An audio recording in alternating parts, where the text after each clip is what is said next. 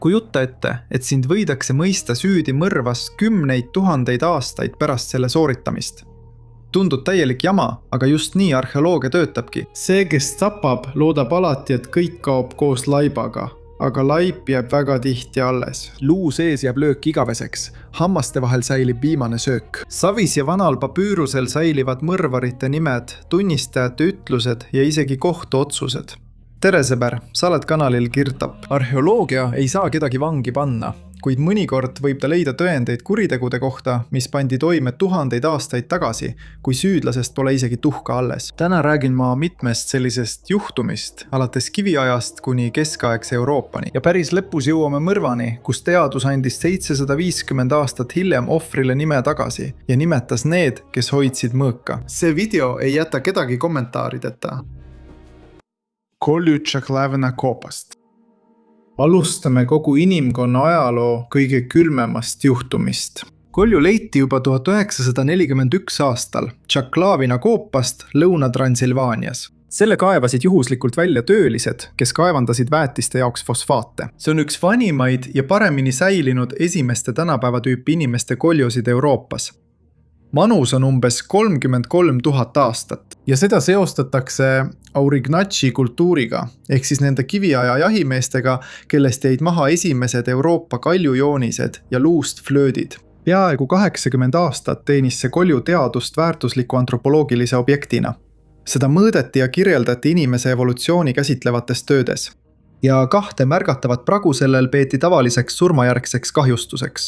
Selliseks nagu saab iga luu, mis on maa sees 10 000 aastaid lebanud. Seda juhtumit vaadati uuesti üle alles 2019. aastal meeskond, mida juhtis paleoantropoloog Katerina Harvat Horvaatiast, meditsiiniülikoolist ja kohtuantropoloog Jelena Kranioti. Nad avaldasid oma töö ajakirjas PLOS ONE. Nad käsitlesid koljut kui tõendit vägivaldse surmajuhtumis. Kõigepealt tegid nad luust täpse 3-mõõtmelise mudeli ja siis viisid nad läbi rea löögikatseid sünteetilistel koljudel, korrates erinevaid stsenaariume, alates kõrgusel kukkumisest kuni raske esemega löömiseni ja võrreldes milliseid mõrasid igaüks neist jätab. Tulemused olid ühesed.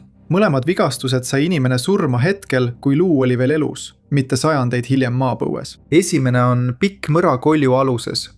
Teine on mõlk paremal küljel. Luutükk, mille löök sõna otseses mõttes sisse vajutas. See tekitati ümara pinnalise esemega. Midagi noia taolist. Sellele, et see oli löök elava inimese pähe, mitte kahjustus maapinnas, viitavad mitmed asjad. Luukilluke on sissepoole vajutatud. Väikesed killud jäid oma kohale ja üks hajuvatest pragudest läks täpselt mööda soont, kus luus kulges peenike veresoon. Paranemise märke pole kusagil. See tähendab, et pärast neid lööke inimene enam ellu ei jäänud. Katsetused mudelitel välistasid nii lihtsa kukkumise kui ka prao tekkimise pärast surma. Edasi tuleb see, mida enam tõestada ei saa ja autorid ütlevad selle ausalt välja. Vajunud murru asukoha järgi paremal pool eeldasid nad, et ohver seisis löögi hetkel ründajaga silmitsi ja ründaja võis olla vasakukäeline või lõi 2 käega. See on tööhüpotees, mitte kinnitatud fakt. Kes need 2 olid ja mis nende vahel juhtus, seda me ei saa teada, sest ohvrist on alles vaid kolju. Ülejäänud kehast pole midagi, millelt vigastusi välja lugeda. Kuid üks asi on kindlalt tõestatud. See on kõige varasem mõrv inimese ajaloos. See pandi toime umbes 33 000 aastat tagasi, tömbilöögiga pähe. Ja tõend õnnestus välja lugeda üle 300 sajandi hiljem. Kes tappis Ötsi? 1991 aasta septembris. 2 turisti kõndisid liustikul Etstali Alpides, Itaalia ja Austria piiril ja märkasid sulavees keha. Alguses arvasid kõik, et see on hukkunud alpinist. Võib-olla paar aastat tagasi kadunuks jäänud inimene. Kui keha välja toodi ja spetsialistidele näidati, selgus nende ees on üks kõige paremini säilinud iidseid muumiaid. See inimene suri siin. Umbes 5300 aastat tagasi. See tähendab enne seda, kui Egiptusesse tekkis esimene püramiid. Teda nimetati Ötsiks, oru järgi. Surma hetkel oli ta umbes 40–45 aastat vana ja jää säilitas teda nii hästi, et teadlased said kätte nii naha, juuksed kui ka isegi mao sisu. Tahaksin märkida, et arheoloogid oleksid õuduses, kui nad näeksid selle sündmuse videosalvestist, kui hooletult ja lugupidamatult käituti Ötsi säilmetega ja kuidas neid kahjustati. üks esmaavastajatest isegi astus talle peale, lõi tema ümber kirgaga. ja artefakte lisati laiali nagu prügi. muidugi nad kohe ei teadnud, kui vana ta oli. Kuid isegi kui ta oleks surnud suhteliselt hiljuti, on tõendite säilitamine väga oluline. On veel üks asi, mis šokeerib. Itaalia ja Austria ei tahtnud keha endale võtta bürokraatlike küsimuste tõttu. Kuid kui mõlemad pooled said teada muumia täpse vanuse, algas võitlus selle üle, kummas riigis ta täpselt asub. Esimene versioon Ötzi hukkumisest oli rahumeelne. Arvati, et Ötzi lihtsalt külmus mägedes surnuks, sattudes mäekurus halba ilma. See versioon püsis 10 aastat ja see purunes ühel päeval 2001. aastal, kui Terengen näitas tema vasakus õlas kivist noole otsa. Samal ajal leiti seljalt ka sisenemishaav. Juhtum liikus hetkega õnnetusjuhtumi kategooriast mõrva kategooriasse. Otsustava tõendi andis kompuutertomograafia. 2005 aastal Frank Rüüli juhitud rühm Zürich ülikoolist koos Balzano haigla arstidega uuris keha tomograafiga ja nägi kõige olulisemat. Otsik läbis vasaku abaluu alt ja rebis katki rangluu aluse arteri, suure veresoonde, mis asub rangluu all. See suundub käsivarde. Et sa mõistaksid, mida see tähendab, sellise vigastuse korral lahkub veri kehast väga kiiresti ja arstide hinnangul kaotab inimene teadvuse ja sureb sõna otseses mõttes mõne minutiga. Kaudselt kinnitas sellega verekeemia. Haava ümbruse kudedes leiti valku, mis käivitab hüübimise ja see ilmub esimeste minutite jooksul pärast vigastust, aga kaob kiiresti. Kui see säilis, siis tähendab see, et Etsi suri pärast lasku praktiliselt kohe. Ja nüüd detailid, mis muudavad selle leiu tõeliseks uurimiseks. Nool lasti selja tagant ja altpoolt. See tähendab, et laskja varjas end ohvri taga ja tulistas selga. Noole ots ise oli tulekivist, väiksem kui münt ning jäi kehasse. Ainult mõne millimeetri kaugusel rebenenud veresoone lähedal ja on seal siiani.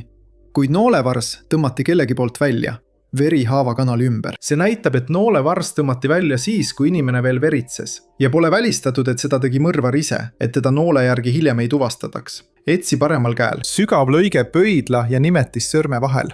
Sellise saab siis, kui palja käega kaitstakse end kellegi teise tera eest ja see ilmub vahetult enne surma. Mao sees oli alles tihe lihane, eine, alpi kaljukitse liha ja veidi teravilja. Söödi umbes tund enne surma. See on juba iseenesest tõend. Sest inimene, kes tunneb, et teda jälitatakse, ei istu rahulikult sööma. Tundub, et rünnak oli ootamatu ja ta tabati puhkehetkel ootamatult. Lisaks kõigele, Etsil oli veel ka raske peatrauma, saadud umbes samal ajal kas kukkumisest või löögist. Mõningaid aspekte selles loos vailustavad teadlased siiani. Pikka aega peeti noolehaava koheselt surmavaks ja ainsaks surmapõhjuseks. Värske 2025 aasta uuring, mis avaldati ajakirjas International Journal of Legal Medicine, analüüsis uuesti samu tomogramme. Ja 3-mõõtmelise poosi rekonstrueerimise abil oletatakse, et veresoonte kahjustus ei pruukinud tappa nii kiiresti, nagu varem arvati, ning et oma osa mängisid nii verekaotus, šokk kui ka mägede külm. See ei mõjuta tapmise fakti ennast. Täpsustatakse vaid tema viimaseid minuteid, kuid motiivi me ei tea ja teada enam ei saa. Kas see oli varitsus vana vaenu tõttu, rööv, tüliteel või midagi enamat? Keha järgi pole võimalik aru saada.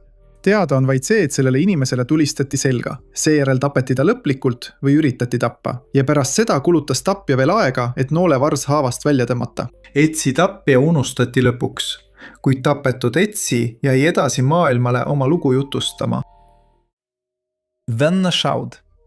Vanail. 2011 aastal kaevasid arheoloogid Poola lõunaosas Košice küla lähedal välja vennashaua, mis oli umbes 5000 aastat vana. Ja kohe sai selgeks, et see on ebatavaline matmispaik. Augus levas 15 inimest. Siin oli 5 täiskasvanud naist, 4 täiskasvanud meest, 2 tüdrukut ja 4 poissi. Kõik nad surid pealöökide tagajärjel. See matmispaik kuulub niinimetatud kerajas amforate kultuuri. Põlluharijatele, hilise kiviaja inimestele. Neid hakati nii kutsuma iseloomulike kivinõude järgi. Dateeringute põhjal on see umbes 2800 aastat enne meie aega. Kõige hirmsam selles leius ei tulnud kohe ilmsiks. See selgus alles siis, kui tööle asus rahvusvaheline meeskond Hannes Schröderi juhtimisel Kopenhaageni ülikoolist. Teadlased lugesid kõigi 15 skeleti DNA-d. Lisati ka radiosüsiniku analüüs ja isotoopide uurimine. Ja nad mõistsid, et nende ees on üks suur perekond. 3 põlvkonnast. Emad lamasid laste kõrval, vennad ja õed üksteise kõrval. See töö avaldati 2019. aastal USA Riikliku Teaduste Akadeemia ajakirjas. luude järgi on näha, et peaaegu igaüks sai löögi pähe ja samal ajal pole nende kätel peaaegu üldse kaitsehaavu. See võib tähendada ainult üht. Inimesed ei jõudnud või lihtsalt ei suutnud löökide eest kaitsta. Tõenäoliselt tapati neid ootamatult. Nad võeti kinni ja tapeti kiiresti. Kõiki tapeti sama tüüpi relvaga, võimalik, et kivikirvega. Ja siin teeb lugu pöörde, mida on raske mõista. Neid inimesi tapeti julmalt, aga maeti väga hoolikalt. Gehasid ei visatud lihtsalt auku. Need asetati hoolikalt ja asetati just sugulussidemete järgi, ema oma laste juurde, lähedased lähedaste kõrvale. Koos nendega pandi hauda rikkalik matusevarustus, nõud ja ehted. Nii pannakse kaasa ainult neile, keda saadetakse austusega. Nii sai teha ainult see, kes tundis hukkunaid hästi ja kellele nad olid tõeliselt kallid. Siin andis geneetika veel ühe vihje. Tapetud naiste ja laste seas ei olnud hauas nende mehi ega isasid. Tundub, et neid mehi polnud rünnaku hetkel lihtsalt kodus. Nad olid läinud kas tööasjus või jahile. Nad tulid tagasi, leidsid oma sugulased tapetuna ja matsid nad ise maha. Kujuta seda koju tulekut hetkeks ette ja sa mõistad, miks arheoloogid nimetasid seda leidu perekondlikuks tragöödiaks. Kes sellele perele kallale tungis, me ei tea. Uurimuse autor seostab seda veresauna ettevaatlikult tolle aja suurte rändamistega, just sel ajajärgul, idast, steppidest. Euroopasse liikusid teise kultuuri kandjad, nöörkeraamikakultuuri esindajad.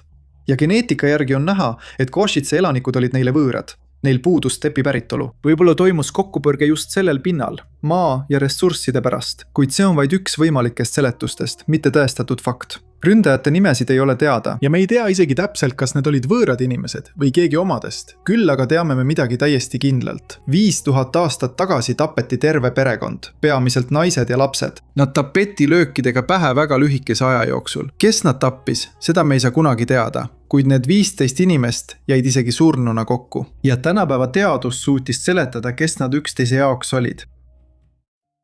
Kõige õiglasem kohus maailmas. Umbes 3870 aastat tagasi Mesopotaamias toimus mõrv. Selle kohta on materjalid meie ajani täielikult säilinud. See on kõige vanem protokoll mõrvarite üle peetud kohtuprotsessist, mida me üldse teame. Ja see on kirja pandud kiilkirjas, märkidega, kriipsudega, noaga vajutatud, tooresse savitahvlisse. Teadlased panid teksti kokku mitmest fragmendist. Need leiti Muistse linna Nippuri aladelt, tänapäeva Iraagi territooriumil. Ja need dešifreeris ning tõlkis. Üks suurimaid sumeeri keele asjatundjaid Samuel Kreemer koos oma kolleegidega.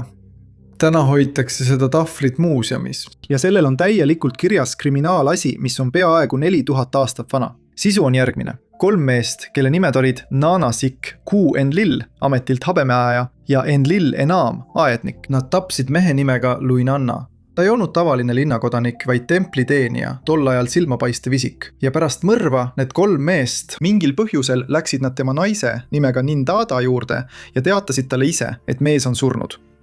Ja just siin algab see, miks seda juhtumit siiani mäletatakse. Naine ei öelnud kellelegi sõnagi. Ta hoidis mõrvarite saladust ega läinud võimude juurde. Asi jõudis kuningani nimega Urninurta, kes valitses Issiini linnast. Kuningas ei hakanud ise kohut mõistma, vaid andis selle juhtumi uurimise üle Nippuri linna kogule. See kogu täitis sellistel juhtudel kohtu rolli. Edasi arenes tõeline kohtuvaidlus, peaaegu nagu tänapäevases kohtusaalis. 9 inimest esinesid süüdistajatena. Ja tahvli järgi olid need täiesti tavalised linnaelanikud. Nende seas olid linnupüüdja ja potisepp. Nad nõudsid surmanuhtlust mitte ainult 3 mõrvarile, vaid ka naisele, pidades teda kaasosaliseks. Ta teadis ju kuriteost ja vaikis. Siis tõusid 2 inimest ja asusid naist kaitsma. Nende argument oli lihtne ja kõlab üsna tänapäevaselt. Ta ise mõrvas ei osalenud. Käsi külge ei pannud. Järelikult pole teda millegi eest karistada. Sisuliselt on meie ees süüdistus ja kaitse. Ühed nõuavad hukkamist, teised astuvad kaitsjate rolli. Ja see kõik toimus tuhandeid aastaid enne seda, kui tekkisid meile tuttavad kohtud. Kogu koosoleku otsus on meieni jõudnud ja see on karm. Kohus leidis, et naise vaikus polnud lihtsalt vaikus ning et ta oli ühel või teisel moel seotud oma mehe surmaga. Lõpuks mõisteti surma kõik 4. Nad pidid hukatama tühja Louis Nanny tooli ees, just seal, kus ta eluajal istus. Ajaloolased ei vaidle selle üle, kes on mõrvar. Kõik nimed on siin tahvlile otse kirja pandud. Vaidlusi tekitab tapetu naine. Kas ta on süüdi selles, et teadis ja vaikis? Selles kohas on tahvlit võimalik tõlgendada 2 viisil. Ühe tõlgenduse järgi hukati kõik 4, teise järgi lasti naine lõpuks vabaks. ja mõlemat varianti arutatakse tõsiselt siiani. Kui järele mõelda, on see küsimus huvitav isegi tänapäeval. Kas on süüdi see, kes ise ei tapnud, aga teadis kõike ja vaikis? See küsimus vaevas Schumereid peaaegu 4000 aastat tagasi ja ühtsele arvamusele nad ei jõudnudki. Ausalt öeldes pole ka meie jõudnud. Aga kuidas sina arvad, kas naine peaks kandma karistust võrdselt mõrvaritega selle eest, et ta varjas neid ja vaikis? Kirjuta kommentaaridesse. Vandenõu Ramses III vastu. Ramses III oli üks viimaseid suuri Vana-Egiptuse vaaraosid ja ta valitses umbes aastatel 1186 kuni 1150 e.Kr. Ajaloolased on juba ammu teadnud, et tema vastu valmistati vandenõu, sest säilinud on kohtudokument, mida nimetatakse Toriini kohtupapüüruseks. See on sisuliselt vandenõulaste ülepeetud kohtuprotokoll. Sellest dokumendist selgub, et atentaadi kavandas üks teisejärgulistest naistest nimega Thea. Ramsesel oli palju naisi ja poegi ja seaduse järgi pidi troon minema peanaise pojale. Theat see ei rahuldanud. Ta tahtis valitseja kõrvaldada ja panna troonile oma poja nimega Pentaur. Vandenõusse oli kaasatud üle 40 inimese. Nende seas olid ametnikud, paleevalve ülem, haaremi naised ja isegi preestrid, kes vastutasid maagiliste rituaalide eest. Sisuliselt oli see paleepööre, mida valmistati ette Vaarao enda majas, otse tema selja taga. Pikka aega oli selles loos suur auk. Papyrus kirjeldas üksikasjalikult, kes vandenõu puunusid ja kuidas neid inimesi hiljem karistati, keda hukati ja keda sunniti enesetapule. Kuid seal ei öeldud otseselt, kas Vaarao tapmine üldse õnnestus. Tema muumiat uuriti juba 19. sajandil. Siiski ei võimaldanud tihedad matmislindid ja lai kaelakee kaelal näha mingeid surmajälgi ja see küsimus jäi õhku rippuma peaaegu 30 sajandiks. Vaarao suri umbes samal ajal, kui tema vandenõulaste üle kohut mõisteti, kuid kuidas täpselt jäi saladuseks. Vastus tuli alles 2012 aastal. Meeskond, kuhu kuulusid egüptoloog Zahi Hawass ja kiirgusdiagnostika spetsialist Zahar Salim, otsustas muumiat uuesti uurida, ilma seda lahti rullimata, et mitte seda kahjustada. Nad paigutasid Ramsese kaasaegsesse kompuutertomograafi. See on see sama aparaat, mis haiglates keha kihtidena läbi valgustab. Nad vaatasid sidemete alla, neid kordagi puudutamata. Ja just see seal peidus oligi. Tihedatest linakihtidest krae all peitus umbes 7 cm laiune sügav sisselõige kurgus. Peaaegu kogu kaela laiuses. See lõikas läbi hingetoru, söögitoru ja suured veresooned kuni lülisambani välja. Sellisest haavast ei jää ellu. Inimene sureb loetud hetkede jooksul. Ramses III muumia kompuutertomograafia näitas, et Vaaraol lõigati kõri läbi. Haav, mille järel ta enam elada ei saanud. Ja tänapäevased tehnoloogiad lahendasid selle mõistatuse lõpuks pärast 3000 aastat. Balsameriad peitsid selle haava, katsid kraega ja panid isegi sisse amuletti, mis oli Horuse silmakujuline, et keha saaks teispoolsuses terveks. Just sellepärast ei näinud keegi seda haava nii kaua. See peideti balsameerimisel meelega ära. Tulemused avaldati Briti meditsiini ajakirjas ja see oli tõeline sensatsioon. Mõne aasta pärast uuris see sama teadlane ka muumia jalalabasid ja leidis veel ühe olulise detaili. Vasaku jala suur varvas oli maha raiutud ja seda oli tehtud teise relvaga, mitte sellega, millega kõri läbi lõigati. Sellest tehti järeldus, et Vaaraod ründas korraga mitu inimest ja erinevatest suundadest. Keegi eestpoolt, keegi tagantpoolt samal ajal. Selgub, et see polnud üksikrünnak, vaid organiseeritud mõrtsukate rühma koordineeritud rünnak, kes ajasid valitseja nurka ja andsid surmavaid lööke. Ja siiski jäi selles loos midagi varjatuks. Me teame, kes vandenõu taga olid.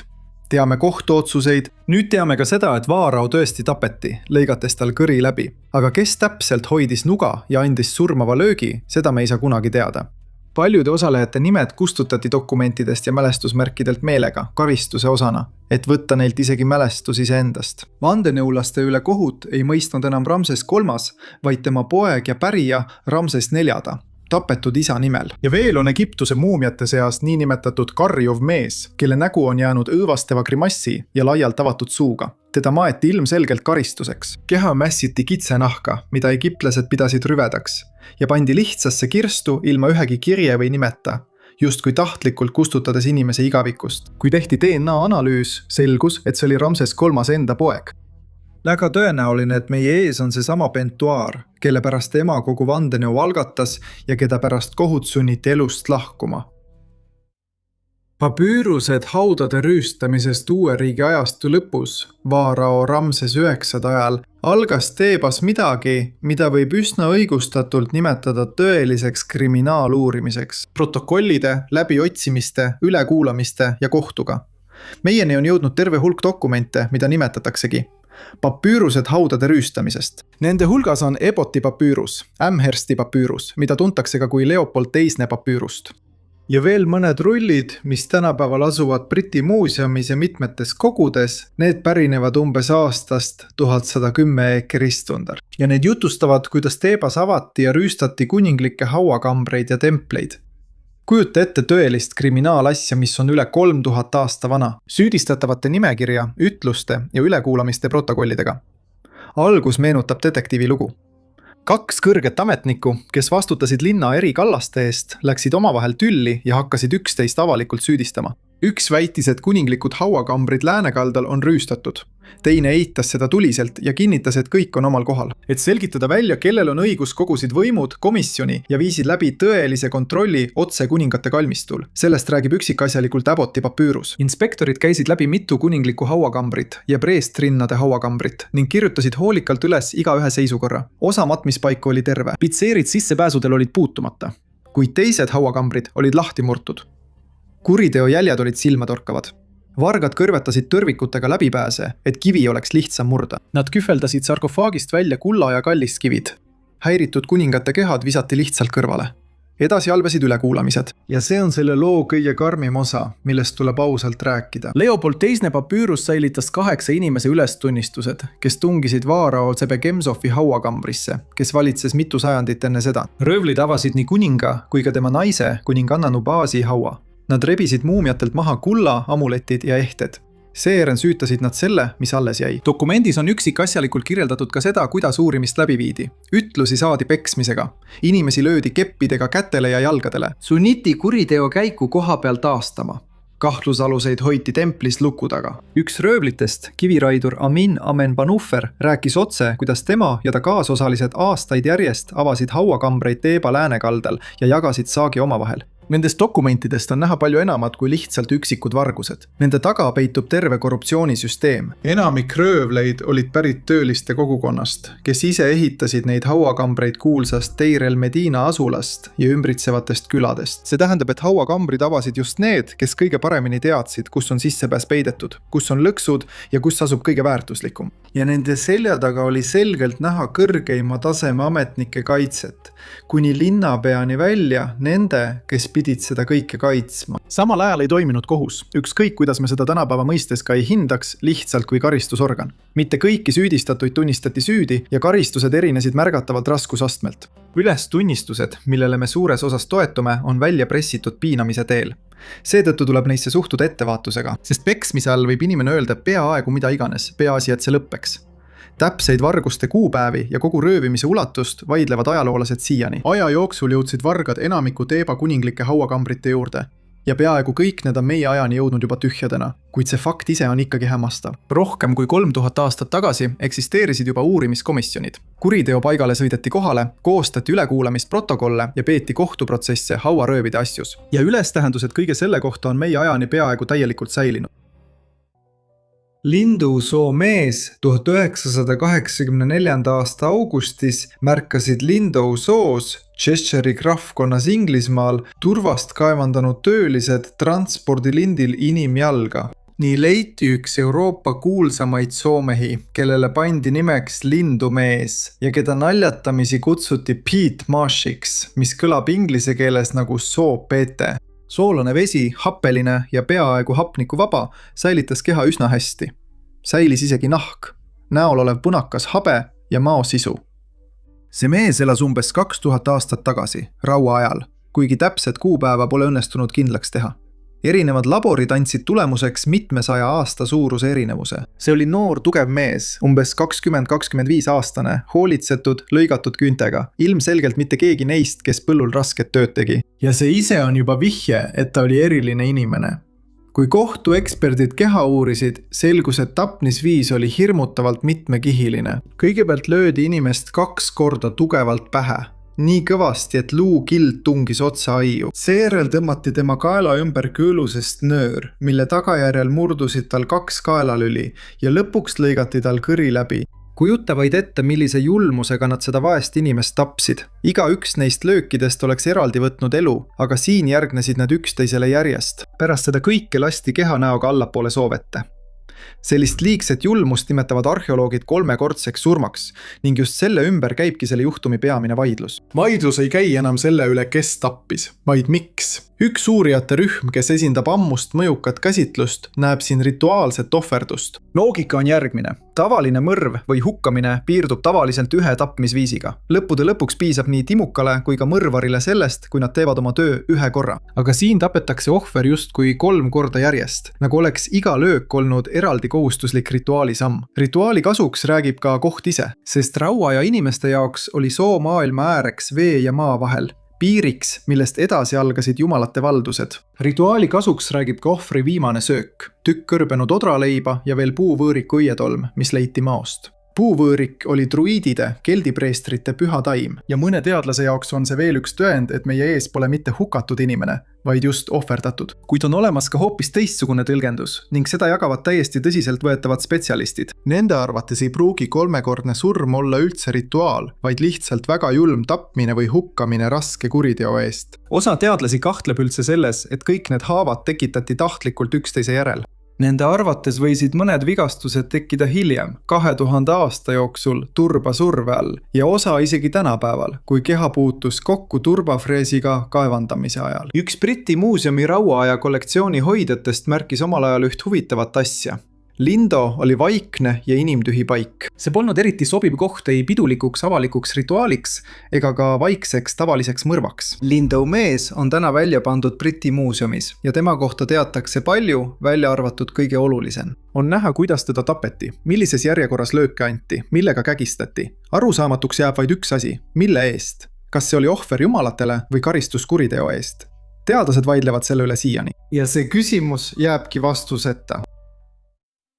Lugu tükeldatud vürstist. Viimane juhtum, kõige suurem, meile ajaliselt kõige lähemal ja kõige tõendide rohkem. Sest siin töötavad koos nii luud, DNA kui ka vanad kirjalikud kroonikad. 1272 aasta novembris tapeti Ungaris noor vürst Bella Macho, umbes 20-25 aastane mees. Tema soontes voolas kuninglik veri mõlemalt poolt. Ema poolt oli ta Ungari kuninga Bella Keljada, Arpaadi dünastia liikme lapselaps. Isa poolt aga pärines ta Rjurikovitšite suguvõsast, sellest samast dünastiast, mis valitses sajandeid Vana-Vene riiki. Bella. Kuningas Ištvani vaade surma järel, samal suvel vajus riik segadustse. Trooni asus väga noor Laslo IV ja aadli perekonnad hakkasid kohe võimu pärast võitlema alaealise kuninga ajal. Bella oli üks väheseid täiskasvanud mehi kuninglikust perekonnast ja tal oli endalgi õigus troonile. See tähendas, et ta oli kellelegi takistuseks. 13. sajandi kroonika järgi kutsuti ta Nõukogule saarele, mida tolle ajal nimetati Zaitši saareks. Tänapäeval on see Margiti saar, otse Budapestis. Seal ootas teda lõks. Niipea kui Bella kohale jõudis, rünnati teda otse kloostri hoovis ja tapeti seal samas. Tema keha moonutati nii, et seda oli peaaegu võimatu ära tunda.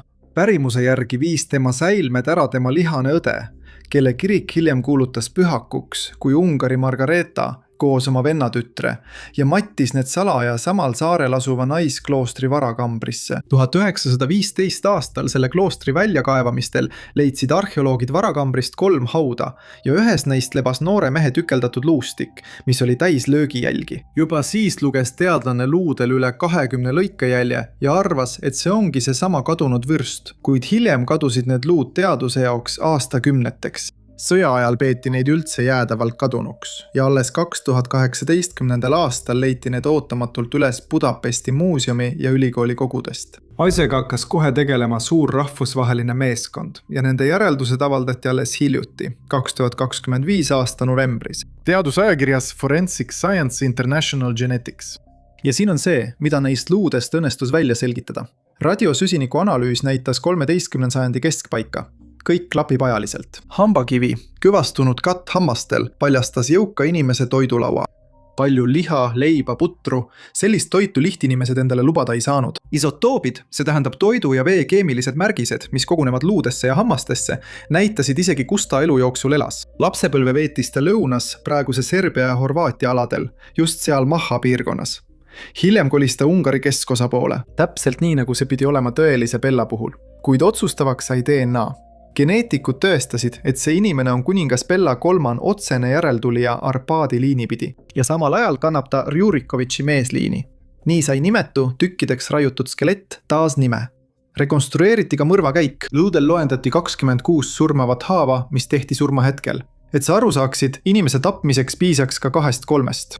Lõigete iseloomu järgi on näha, et ründajaid oli vähemalt 3 ja nad lõid erinevate mõõkadega samaaegselt. Bella üritas end kaitsta, aga kui ta kukkus maha, ründajad ei peatunud, vaid jatkasid raiumist. Nad lõid teda pähe ja näkku, kuni olid kindlad, et ta on surnud. Nii palju haavu pole vaja lihtsalt inimese tapmiseks. Teadlased ütlevad, et selle taga on raev ja isiklik vihkamine. Oma töö pealkirja panid nad küsimusena, kas see oli külm kalkulatsioon. Ja vastasid ise, et ei olnud. Tõepoolest, tapmine valmistati ette, kuid Bellat ei tapetud külmakõhuga, vaid tõelises raevus. On ka asju, mida ei suudetud tõestada. Tapmise tunnistajaid ei ole säilinud. Ja löökide järjekorra panid teadlased kokku ainult luude järgi. Peamise algataja nimi on teada-tuntud keskaegsest kroonikast. See on mõjukas aadlik Henrik Köösegi koos oma meestega, kes toetasid noort kuningat. Kuid see pärineb kroonikatest, mitte maa seest leitud tõenditest. Ja ometi juhtus peaaegu võimatu. 750 aastat hiljem sai nimetu tükkideks raiutud luuhunnik taas inimeseks. Tal on jälle nimi. Sugupuu ulatub kuningate endini. On teada, kus ta kasvas ja mida ta sõi. Ta viimane päev on samuti taastatud, kuni hetkeni, mil ta kukkus ja teda juba maas olles tapeti. Ka Bellu raiuti kunagi tükkideks, et ta igaveseks kõrvaldada ja unustada. Aga arheoloogia ja teadus tõid ta tagasi ning uurisid tema kohta peaaegu kõik välja. Ainult need mõrtsukad, kes tol päeval Vürsti kloostri õuel ümbritsesid, jäidki tundmatuks. 8 mõrtsukat lootsid kõik ühele ja samale asjale, et koos laibaga kaob ka kuritegu ise. Et möödub 100 aastat, 1000 ja enam pole kellelgi küsida ega kellelegi aru anda. Nad eksisid kõigis 8 juhtumis. Luu fikseeris löögijälje. Jää säilitas kinni jäänud noole. Savi jättis meelde mõrtsukate nimed. Ja DNA andis pärast 700 aastat tapetule tagasi nii näo kui ka sugupuu. Arheoloogia tõesti ei saa kedagi vangi panna.